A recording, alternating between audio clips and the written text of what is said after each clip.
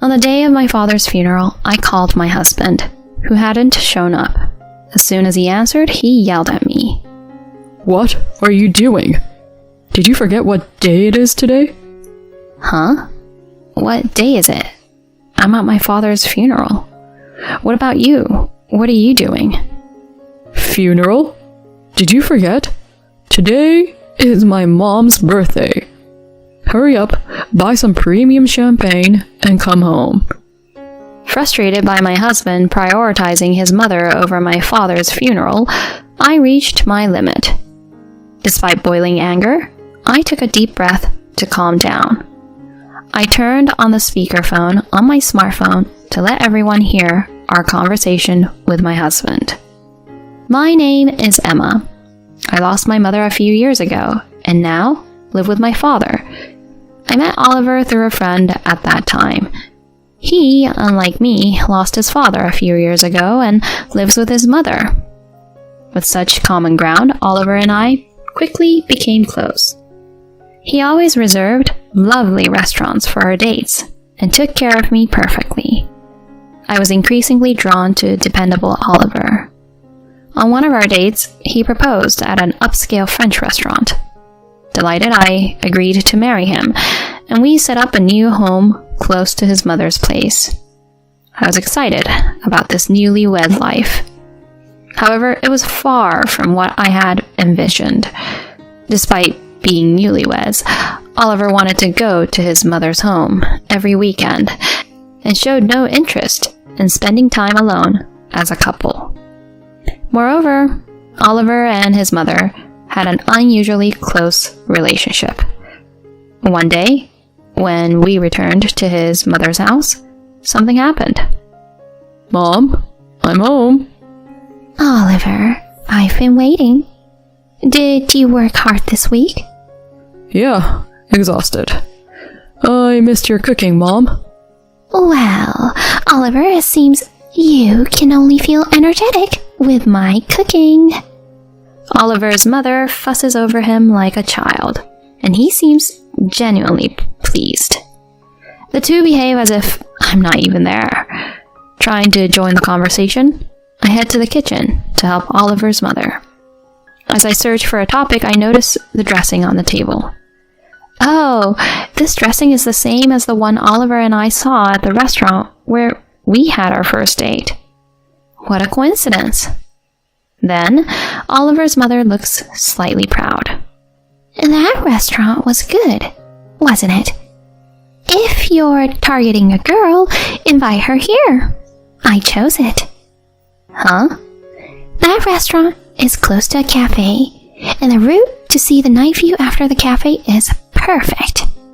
Well, it may not match the upscale French restaurant where he proposed, but it added a special touch to the proposal, don't you think?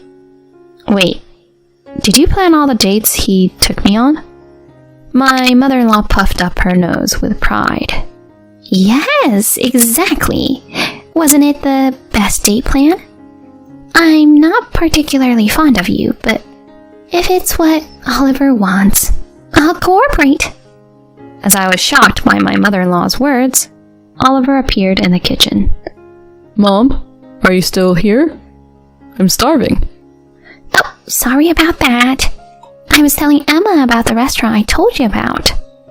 Even though the secret is out that his mother planned all our dates, Oliver remains unfazed and smiles at his mother. Really, Mom? Your choice of restaurants is always spot on. I can trust you, without a doubt. You have a demanding job, so you don't want to waste time choosing restaurants for dates. Naturally, he stayed at his mother's home that day. In the end, Oliver and I returned home late on Sunday night. Once home, I voiced my dissatisfaction to Oliver. During weekdays, you're busy with work, so we can't talk leisurely, right? That's why I want some quality time as a couple on weekends. Then Oliver responded somewhat displeased. Huh? Are you saying you don't want to go to my mom's place? It's not that, but going there every week might be a bit much, don't you think? I left home, so my mom is all alone. I thought you'd feel uneasy living together, so I gave up on that. Are you reluctant to even visit? I didn't think you were so cold. If you say that, it's also difficult for me to leave my father alone every week. You're married now, so you shouldn't frequently go back to your parents' house. There's a difference between you and me. No matter how much I tried to convey, Oliver didn't understand, and the discussion remained at an impasse. One day, while spending every weekend at my in-laws' house, without being able to do anything, I received an unusual message from my father. To his surprise, a tumor was found during a physical examination, and he was hospitalized. I immediately informed Oliver about it. Hey, Dad has been diagnosed with a tumor, and he'll be hospitalized. I want to accompany him, so I'll be going to the hospital this weekend. Upon hearing this, my husband's mood instantly soured. We had plans to go to my mom's place this weekend. Even if you say that, the situation is what it is, so there's nothing we can do. Fine.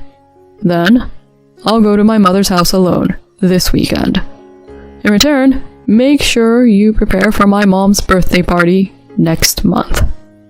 Without showing any concern for my father, Oliver headed to his in-laws' house alone for the weekend. When I saw my father after a long time, he seemed somehow thinner and smaller.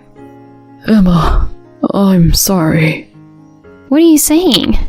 We're a family of only 2, so lean on me at times like this. After hearing detailed information from the attending doctor, it turned out that my father's tumor was malignant and quite advanced. I encouraged my father every day at the hospital.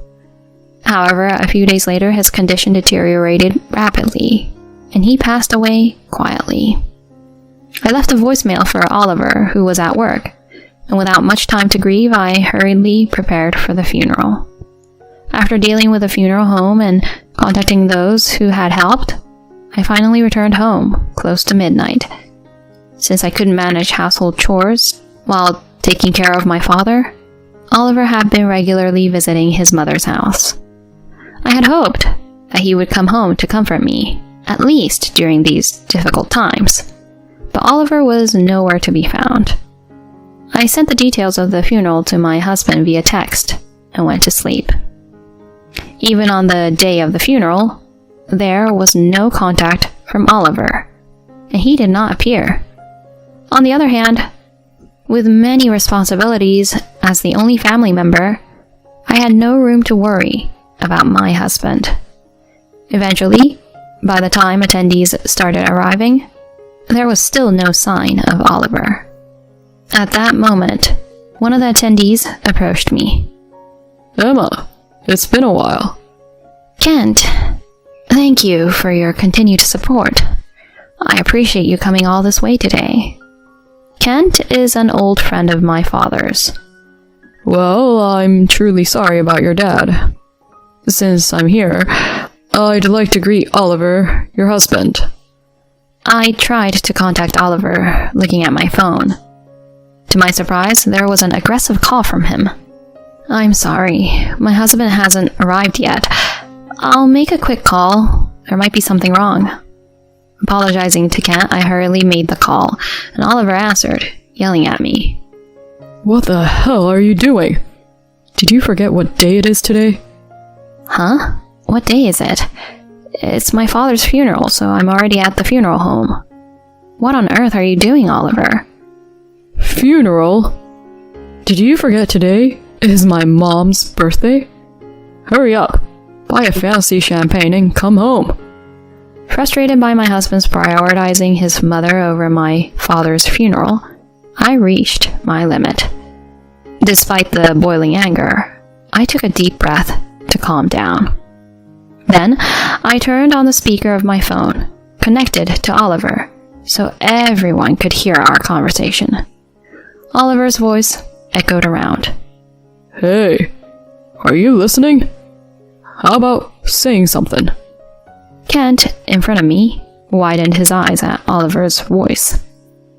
Other attendees gathered, sensing something was wrong. With the speaker on, I responded to Oliver. I'm sorry. I don't quite understand what you're saying. What exactly do you want from me? I already told you earlier. I said, buy a high-class champagne for my mom's birthday party. That's impossible. You do realize today is my father's funeral, don't you? So what? Today is my mom's once-a-year birthday. Who cares about someone who's not even in this world anymore? Take care of my living mom instead. A special day. I can't think of anything more important than my father's funeral. Can you? What? You're already married to this family. Do you really think you're allowed to put your own family first? Like that? The attendees were stunned by Oliver's words. I fell silent and he continued to curse at me. To begin with, I hated that you went to the hospital to take care of your father. Even though I let you go to the hospital with the promise of properly preparing for my mom's birthday, you're such an ungrateful person. If it weren't for the timing, I would have properly prepared for your mother's birthday party too. But right after my father passed away, I can't possibly celebrate. Oliver let out a heavy sigh on the phone. Your old man dying right before my mom's birthday is such a hassle. Enough already. Talking to you won't get us anywhere. I was a fool to rely on you. Today, my mom and I will celebrate her birthday. Just the two of us. Saying that, Oliver unilaterally hung up the phone. I immediately turned to Kent. I'm sorry. It seems my husband won't be coming after all. I see. Emma, you must be going through a lot. If you encounter any problems, feel free to consult with me. Kent kindly offered words of comfort to me. The attendees also directed sympathetic looks my way. After greeting Kent and the attendees, I returned to the funeral preparations, successfully concluding the funeral without any hitches. Exhausted upon returning home, my husband was still absent. I made up my mind to completely sever ties with Oliver and went to sleep.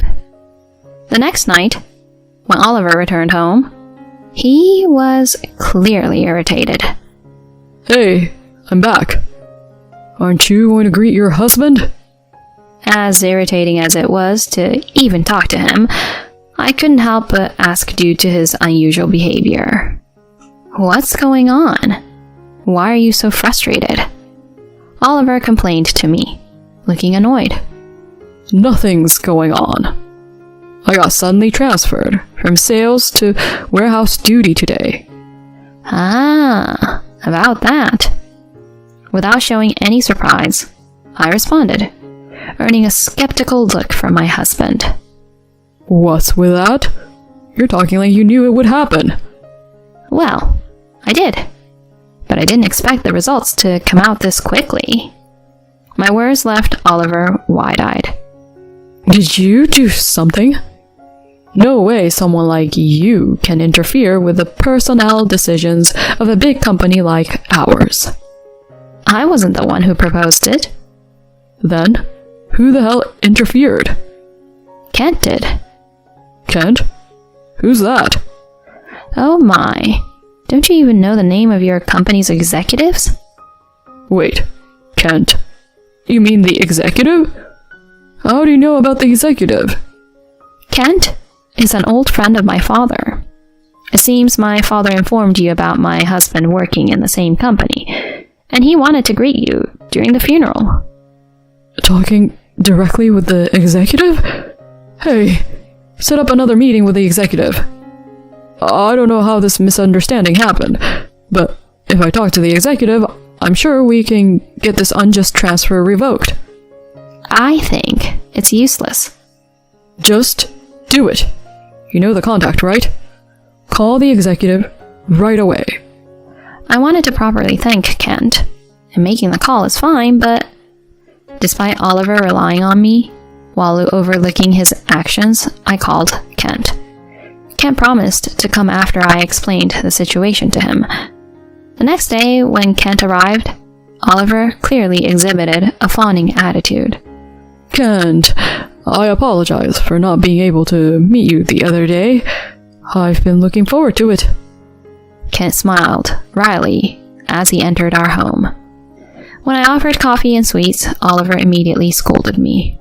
Hey, what's with these cheap sweets? Didn't you buy them from the store my mother recommended? These are the sweets my father loved. I wanted Kent, who came to visit us, to feel nostalgic. I don't care about that. Just do as my mother says, and you can't go wrong. Kent intervened to soothe us. He always loved these sweets. How nostalgic. I'll take one.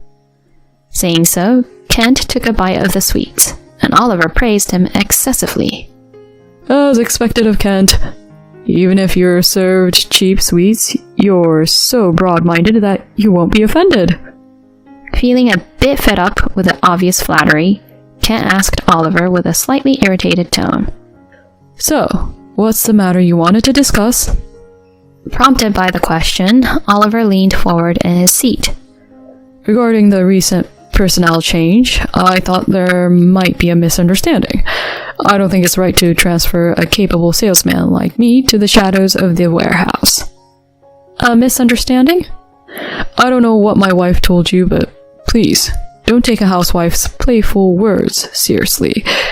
There should be no reason for me to be transferred to a windowless department. Hearing this, Kent let out a deep sigh. I haven't heard anything from her. The reason for this personnel change is entirely based on your own actions. What do you mean by my actions? We shouldn't put people in business who don't have the common sense to show up at their father-in-law's funerals. That's what we decided. Upon hearing that, Oliver hastily began to justify himself. That's not it. My mother wasn't feeling well, and I couldn't leave my parents' house no matter what.